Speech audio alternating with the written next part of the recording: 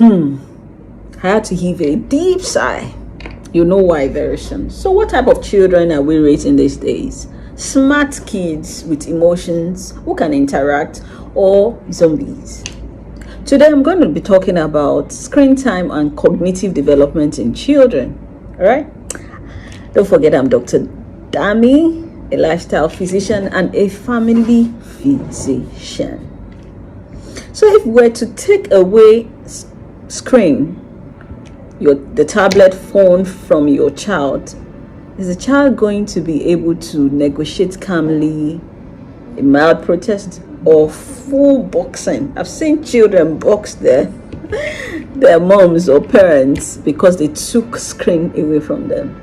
Exactly. The real question is, what is all this screen time doing for all our children's brain? Today we're breaking it down using science, sense, and small jokes.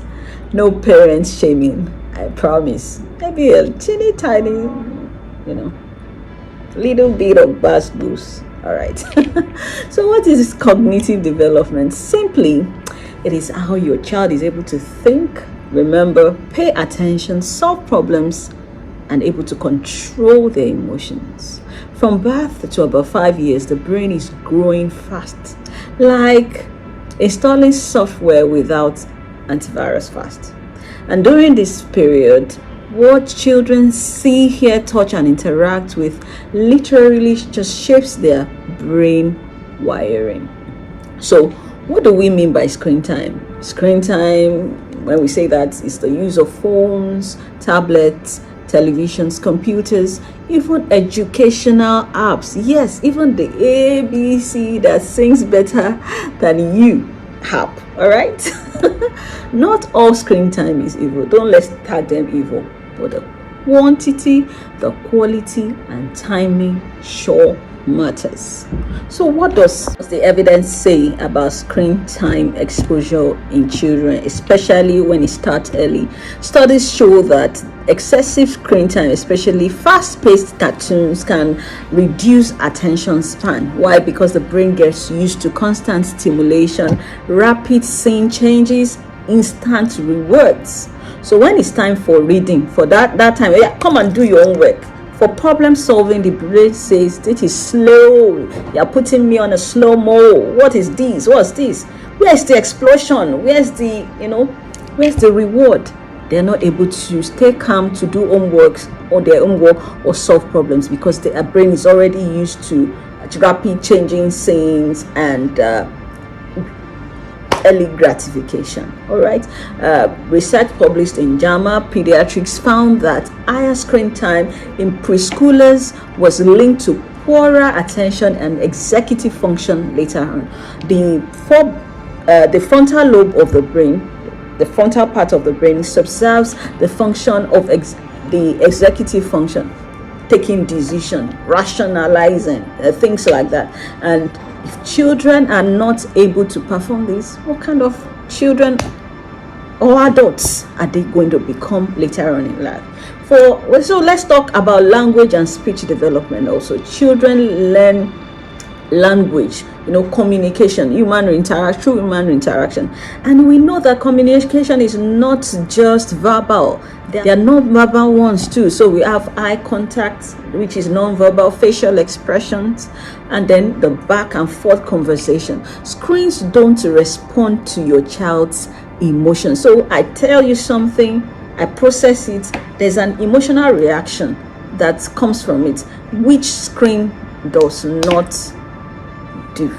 All right. So when children spend more time with a tablet than humans, we often see delayed speech. Okay, and we see that too often. Poor vocabulary, then difficulty forming sentences. Your phone may say good job but it can't say why are you sad and wait for an answer. Does that make sense? The phone will tell you good job, thumbs up, emojis. You can't replace emotions. Oh, why are you sad?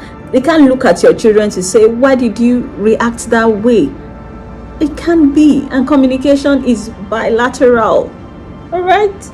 So let's talk memory and learning too. Learning sticks better when children touch.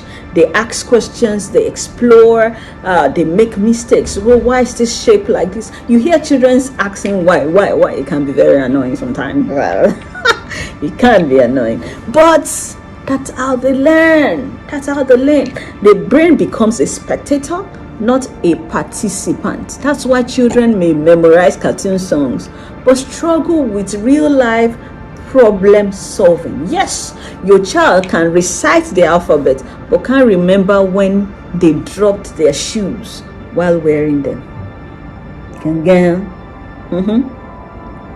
Does that not happen? It does happen.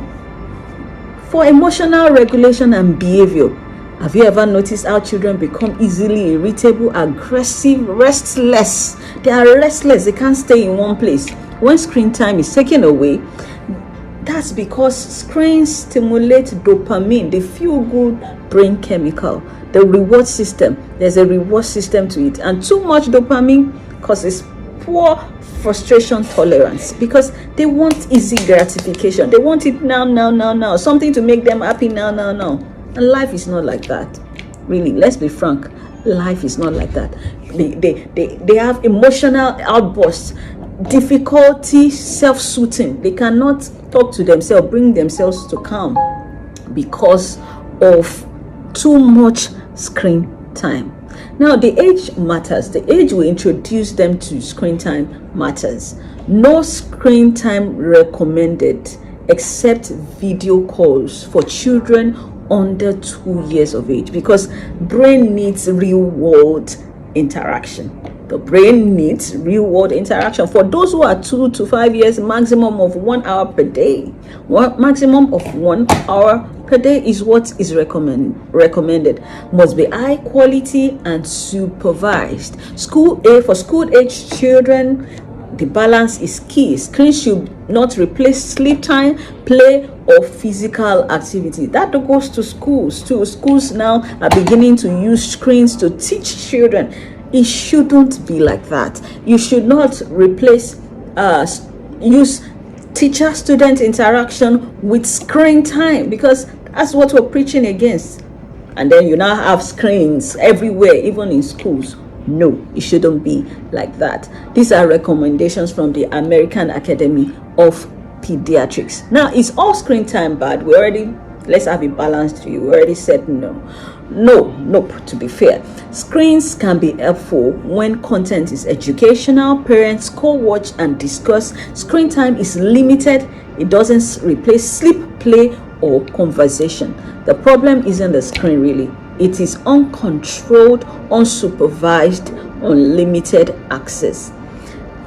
Now, let me shock you. Water is good, right? But do you know that one can even drown in water?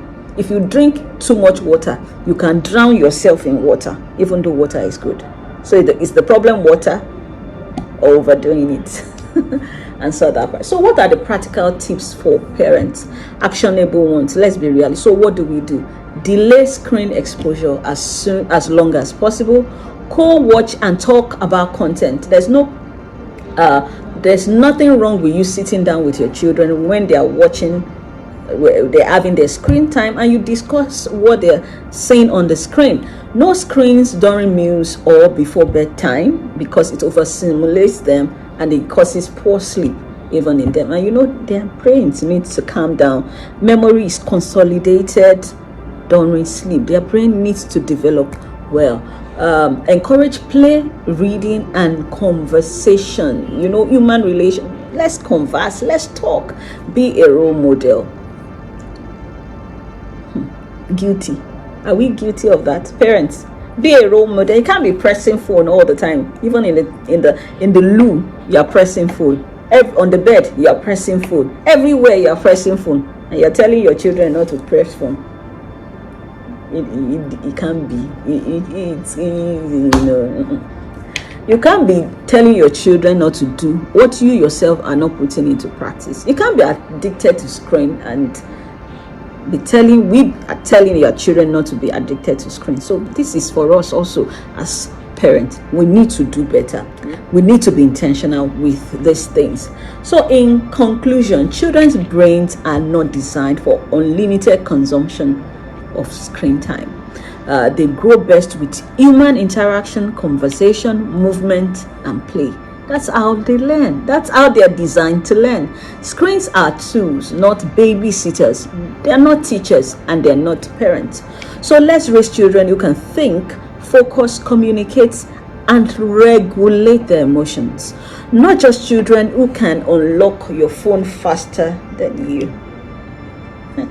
You get it?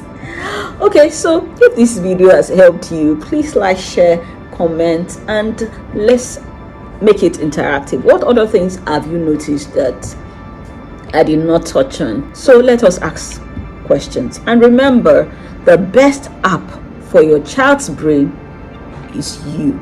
Nothing can replace you. Nothing can replace quality human interaction. Thank you, and God bless you.